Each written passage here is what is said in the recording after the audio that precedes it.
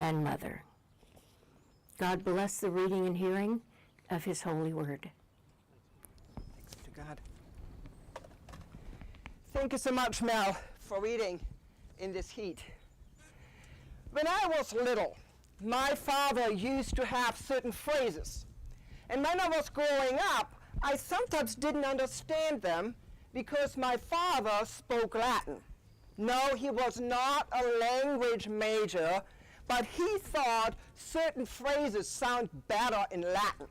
So when I was this little toddler and growing up, he used to complete and say these sentences, and I would repeat them, not really knowing what they meant. But I thought they sound important because they're in Latin. One of these sayings was, and I've written it out for you. Anybody here with a Latin degree? Quid agas, pudenda agas, et respice finem.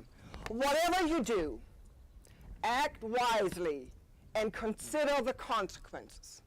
So when I was little and asked Dad, may I go to do bum bum bum, or may I have bum bum bum, he would say, whatever you do, in Latin, quid agas, and I would respond, pudenda agas, et respice finem.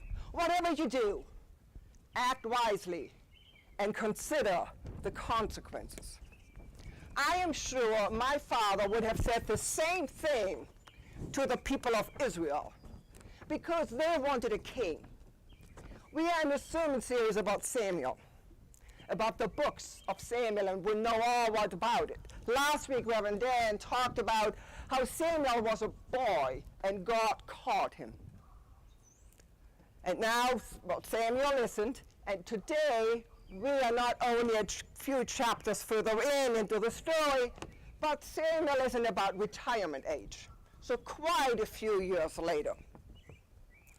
Samuel is getting older, and he wanted his sons to continue his career, but the people said, no, we want a king. We want a king. I can see them rushing. We want a king. We want a king. Samuel said, I don't think so. Why do you want a king? And probably, like my father would have said, only because all your friends are doing it? If they are all jumping from the bridge, do you jump too? Did anybody else have my father's saying in my mind? So, because all the neighboring countries had a king, so they thought it would be really, really cool to have a king.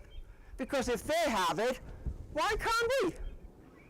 Samuel was getting a little discontented because he did not think it was a good idea. And the argument, because everybody else does, doesn't really count. It wasn't for my dad, it wasn't for me as a parent, nor it was for Samuel way then. So Samuel went to God. Samuel the prophet is like the voice of God, always wondering what is the best thing for all the people. For all the people, especially the weak, especially those other people forget. And God said to Samuel, Samuel, you know what? The people are not against you. The people are against me. Me, God, because the people have forgotten. The people have forgotten their past. The people have forgotten who I am. The people have forgotten who brought them freedom and who actually liberated them for the Egyptians.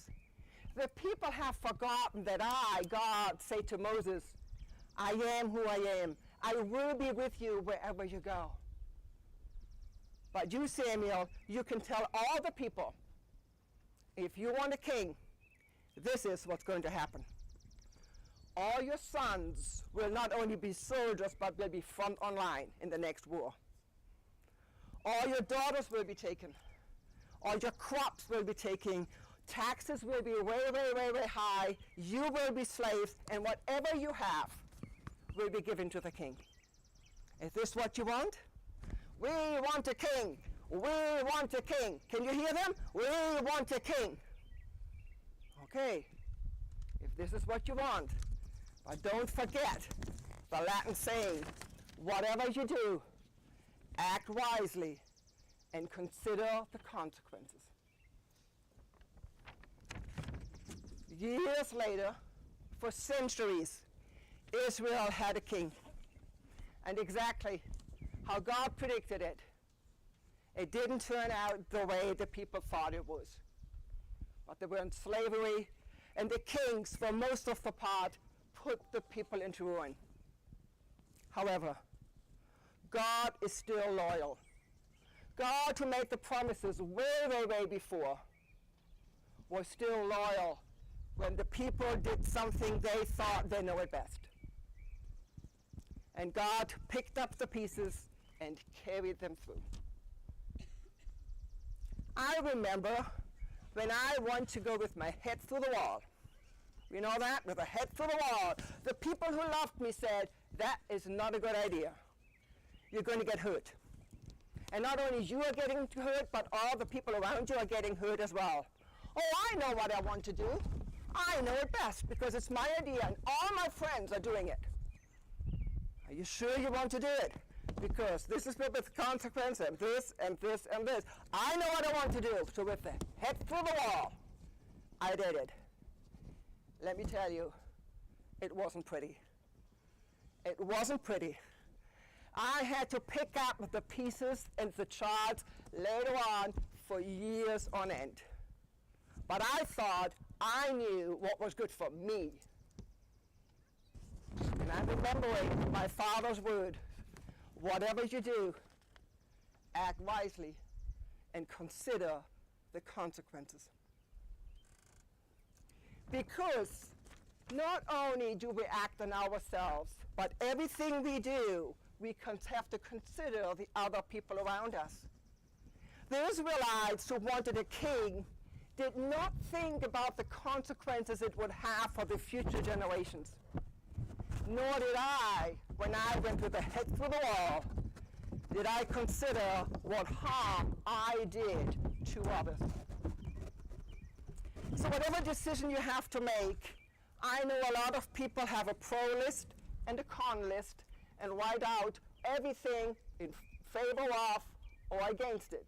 And you have your list, and you cross it off, and you might talk with your friends about it.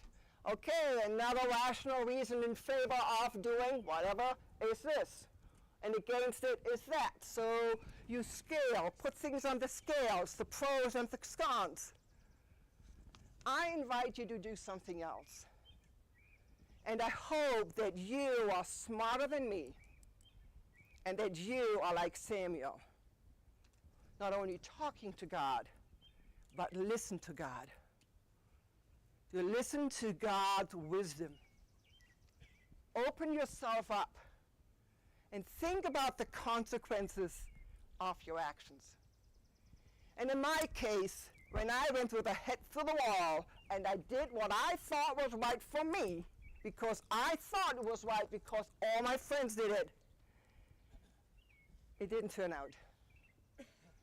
And I remember I felt like a little hurt bird. And when I was laying out there on the ground, I felt also like God is scooping me up, making sure that my wings, my broken wings are healed. And after they were healed, sending me off again into the world. Because God is loyal. The promises God made to the people of Israel way back in Moses' time. I am who I am. I am with you wherever you go. Continue through the ages. God's promise of love, the covenant God made with us. And especially then in New Testament times, the covenant is made with us through the baptism. The covenant that we are God's, and God will never forget us. And again, scooping us up, healing us, caring for us, and once we are healed and cared for, releasing us. That is the God I want to trust, and that is the God I want to rely on in my life, and hopefully you as well. I hope that you can be like Samuel, not only to discover what do I want to do, but who do I want to be?